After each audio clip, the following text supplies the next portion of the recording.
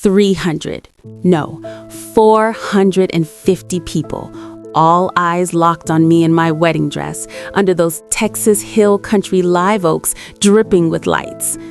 My father grabs the mic like it's his pulpit, looks me dead in the eye, and drops it. She's a gold digger, just like her mother. The words punch straight into my ribs. Air leaves my lungs in one sharp rush. Champagne on my tongue turns metallic, sour. My mother's hands start shaking so hard, her flute nearly slips. Ryan freezes beside me, fork halfway to his mouth. The string quartet cuts off mid-note. 450 faces turn, waiting for the bride to crumble. I don't. I smile instead. Small, calm, the kind that scares people who know what's coming. I push back my chair. The scrape of wood on stone cuts through the silence. Then I start walking. 17 steps. Counted them in my heels for weeks. 1, my aunt's jaw drops. 5, Ryan's knuckles go bone white on the tablecloth. 10, I pass my father. He's still smirking, that church grin, the one he flashes at Sunday service while preaching about honesty. He thinks I'm running. 15, the train of my ivory lace, the gown I saved 3 years of teaching salary for, whispers against the floor like it's holding its breath with me. 17, I reach the DJ booth. Marcus has the cable ready. My fingers don't shake. They're ice cold, steady. I plug in my phone, look out at the crowd, press play. The digital thump of connection, then the heavy click. Hey babe, it's me. His voice explodes through every speaker, loud, abrasive, slurred just enough from late-night bourbon. Casual, almost cheerful. The same voice that once read me cowboy stories, now sounding like a stranger bragging in a bar. Hey babe, it's me. I moved the lake house into the LLC last month. Susan's lawyer's useless. She'll never trace it. By the time the judge signs off, it's ours. And Ava, don't worry about her. She chose her mom. Fine, she gets nothing. Ungrateful brat just like Susan. We'll fix that place up real nice once it's done. The recording rolls on. Details spill out. Forged documents. Night shifts my mom worked while he hid assets. How I became collateral damage because I picked the wrong side. 450 people inhale at once. Then, dead silence, except for the wind rustling Spanish moss. I watch my father's face drain, the church grin cracked, color gone, like someone ripped the mask straight off his skin. But that wasn't even the hardest hit, because his own mother, my grandmother Eleanor, 82 and 5'0" of pure hill country steel, stands up slow, walks to the center, takes my mother's trembling hands. I always knew something smelled rotten. I just lacked the guts to say it. I'm sorry, Susan. Then she turns to her son, voice low, no yell needed. You are no longer my son. Get out of this garden before I call the sheriff myself. His tires screamed on the gravel a minute later. No cake, no dance, just the sound of everything he built on lies collapsing. Have you ever had a parent try to gut your happiest moment in front of everyone who matters? If their words still sit heavy in your chest some nights, hit that like button. Let me know I'm not the only one carrying that weight. Before I take you deeper into what really happened that night, if you're loving these raw, unfiltered stories, drop a comment below, hit that like button, and don't forget to subscribe so you don't miss the next one. 14 years earlier, I was 14. Braces, backpack full of dog-eared books. We lived in that big house off Lake Travis, the kind with a private dock, a backyard big enough for 4th of July fireworks, and neighbors who waved when you rode by on your bike. Mom was a nurse pulling night shifts at Seton so she could be home days for me. She smelled like hospital soap and the vanilla lotion she rubbed on her tired hands. Dad ran his small real estate office, drove a shiny truck, loved telling church folks how he provided for his girls while pulling himself up by bootstraps he inherited from Grandma Eleanor. That Tuesday night, Mom slipped into my room while I finished homework. Scrubs still on, eyes red but voice steady like when she delivered bad news to families. "Pack what you can carry, baby. We're gone. Tonight." No big suitcase, just me, school books, charger for my flip phone. I left the hallway family photos, figured we'd return by weekend. Dad waited at the top of the stairs, arms crossed, face like stone. Looked at Mom, then me. "Take the ungrateful one with you." Ungrateful? I made straight A's, cleaned the kitchen every Sunday, hugged him even when he came home smelling like whiskey and secrets. But standing next to Mom painted me enemy. We drove off in her old Civic, headlights cutting dark toward East Austin, landed in a one-bedroom where walls were paper thin and carpet reeked of old cigarettes. I took the pull-out couch. Mom took the floor with a thin blanket so I'd have the better spot. She worked doubles, came home gray at dawn, made toast, checked homework, crashed. Dad stayed in the lake house, the one Grandma left him, the one Mom helped pay for and renovate over 20 years. Within a week, he called every relative, every deacon, every golf buddy. Story was clean. Susan left for another man. She'd lied for years. Casseroles piled up at his door, prayers for the wounded husband. Nobody asked the 14-year-old on the couch what really happened. I turned invisible. 6 months, not one call from him. When I finally dialed from the apartment payphone, his voice came flat. "If you're calling for money, you're just like her." I hung up, cried into the cushion so Mom wouldn't hear. 11 months before my wedding, Mom and I moved her again.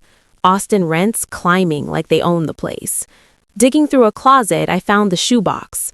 Receipts, old photos, USB drive labeled in her handwriting, "You should hear this." Plugged it into my laptop on the kitchen floor.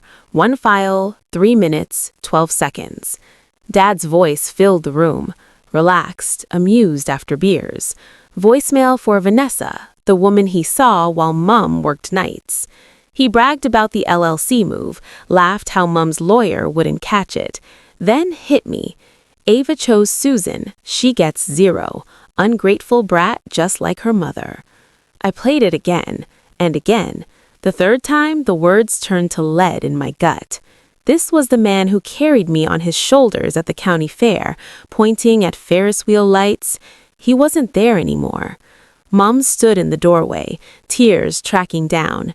Vanessa sent it after they split. I kept it, scared to use it, scared to lose it. I didn't scream, didn't confront, copied the file everywhere, encrypted backups, made a promise. I wouldn't touch it unless he forced my hand on the exact day I tried to build something clean. He forced it. 6 months before the wedding, the campaign started. Whispered to aunts I was marrying Ryan, solid corporate lawyer, for the money. Told our old pastor I followed Mom's footsteps. Called Ryan's mother, suggesting a prenup because you never know with girls like Ava. 2 weeks before the day, he phoned while I graded papers at my kitchen table. I taught 10th grade English in Round Rock, $47,000 a year, anxiety meds that barely helped, Honda with 180,000 miles I babied like family. He said, "I'm giving the father of the bride toast. No hello. Tradition." I begged, offered his brother instead. His laugh came low, mean. "You don't silence me, Ava. Not after what I did for you." That night, I decided, called my paralegal friend, gave Ryan the spare drive, practiced the 17 steps in heels until muscle memory took over. The wedding morning was perfect. Blue skies, wildflowers nodding, venue air thick with fresh grass and possibility. In the bridal suite, I stared in the mirror, thought, last time he made me small. The ceremony glowed. Ryan's voice cracked on vows. Mom squeezed my hand so tight I felt 14 years of swallowed pain in that grip. Reception flowed. Laughter, toasts, clinking glasses. Then the NC announced, "Father of the bride wants a few words." Dad stood, adjusted tie, flashed that church grin, started soft, how I trailed him in the backyard as a little girl, always such a good kid. Then the blade. But after the divorce, she chose sides, now marrying a lawyer with means. I had questions. Room quieted. He looked straight at me. "She's a gold digger, just like her mother." 450 people drew breath together. I stood. 17 steps. My father kept talking behind me. "See, she walks away when truth hits." I reached the booth, plugged in, faced them all, pressed play. His own words came back, loud, abrasive, slurred. Lake House, LLC, stolen equity, casual dismissal of his daughter. Recording ended. Wind in the oaks the only sound. His face collapsed. Grandma Eleanor rose, delivered her line. But as the garden erupted, aunts crying, uncles staring at floors, pastor looking gut-punched, my back broke into cold sweat under the lace. The phone, still warm in my palm, felt heavier than the night I first heard that recording. Because in that second, I realized the wedding night was only step one. The real war was coming. My throat closed tight, could barely swallow as the cold sweat spread and the weight of what I'd unleashed pressed down. 450 guests buzzing, truth finally loose in the Texas night air. Ryan's best friend Nathan stood, buttoned his jacket calm as court, crossed with the manila envelope. "David, you've been served." Chaos didn't explode in shouts. It landed in stunned whispers. Aunt Caroline cried into her napkin. Uncle Ray, who defended Dad for years, stared at his shoes like they held answers. The pastor looked like his Bible had just rewritten itself. Dad tried grabbing the mic back, sputtered about edited files and vindictive women. Too late. Phones are already out. Dots connecting across 14 years of casseroles and prayers he never earned. Next morning, papers moved. 6 weeks later, settlements hit. $355,000 to Mom, half the house value plus damages for the fraud. He sold the lake house he'd lived in free while we scraped by. Boat gone, truck gone. He landed in a North Austin one-bedroom with secondhand furniture and parking lot views. Vanessa had bounced to Dallas years earlier, changed her number right after sending Mom the file. She wanted distance. Never told him. Mom took part of the money, went back to school at 57, became a nurse practitioner, now earns more than Dad's best years. Bought a modest Dripping Springs place with a screens porch. She and Grandma Eleanor sit there evenings, sweet tea in hand, watching hummingbirds fight over the feeder like tiny warriors claiming territory. Me, I still teach 10th grade. Same Tupperware lunches, Honda rolled past 187,000 miles. Still pray it lasts. But nights are different. No waking at 2 a.m. rehearsing conversations. No morning phone checks braced for the next dig or Facebook rewrite. The knot behind my ribs finally unraveled. Last Sunday dinner at Mom's, pot roast falling apart, collards with right vinegar kick, cornbread Ryan burned on purpose because Grandma loves fussing, menace to good Southern baking. I looked around, Mom laughed till tears, Grandma scolding Ryan, husband squeezing my knee under the table, realized family isn't blood you're handed. It's who chooses you when the world tries erasing you. But life tested if I learned it. 3 months post-wedding, Dad's new girlfriend, half his age, twice as sharp, flipped the script, started the TikTok series, #JusticeForDavid, doctored photos, called my school claiming unstable liar using AI audio to extort grieving fathers. Hashtags spread, comments flooded, looks in school hallways changed. The principal pulled me in. Ava, character concerns from the board. I sat on our back porch that night, recording playing soft on my phone. Hands shook bad. First real doubt since the wedding. Did I light a fire too big to control? Was protecting myself turning me into something ugly? Ryan sat beside me. No pretty speech. Just, he's burning the house because he's locked outside now. Let it burn. You're holding the hose, Ava. That flipped the switch. The wedding was the first strike. This became the burial. I hired a media lawyer, countered hard, full metadata, bank records on the LLC. Grandma Eleanor released a public statement that cut deeper than any clip. Mom spoke quiet but firm to the reporter who actually dug. The school board hearing became the collision. Packed room, humid Thursday evening. Cameras lined the back wall, local stations because the story grew legs. Dad in third row was wearing his best victim suit. Girlfriend filming on phone, ready for viral win. I stood at the podium, heart hammering but voice level. Didn't replay full audio. Everyone heard it already. Looked straight into camera lens. My father called me a gold digger. He's right about one thing. I dug through 14 years of lies, 14 years of being labeled ungrateful for loving my mother, and I found the real gold, truth. Handed board notarized statement from Vanessa, original logs, metadata proving every word authentic. No AI, no edit, just his voice on record. Then looked at him one last time. You didn't lose your daughter today, Dad. You lost your audience. The show's over.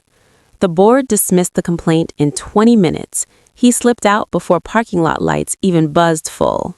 Afterward, in the lot under humming street lights, he approached. No crowd, just us. Shoulders rounded. The fight was mostly drained. Didn't think you'd actually use it. I met his eyes. Saw the man who once carried me at the fair. Saw the man who chose theft over truth. Saw the man who lost more than property under those hill country stars. I didn't use it to destroy you, I said. I used it so you couldn't destroy me anymore. I walked to my Honda, drove home to the life built step by careful step. Boundaries are now clear, expensive, therapy required for any table access, written full acknowledgement before holidays. No surprise school visits. Forgiveness stays optional. Accountability mandatory. Some mornings I still rise before dawn, sit on the back porch, watch the Texas sky lighten over hills. First gold and rose streaks hit soft, uncompromising. Think about the version of me they never saw. The one who counted 17 steps without tripping, backed truth in 3 places, learned quiet power refuses silence. Ryan joins eventually, 2 coffee mugs. We watch light win without many words. Family isn't who you're born to. It's who earns a continued place beside your sunrise. Sometimes the strongest move is deciding exactly who gets to stand there when a new day breaks. Thank you for staying through every beat. If this hits something raw in you, if you're carrying your own recording or truth that could shift everything, tell me in the comments.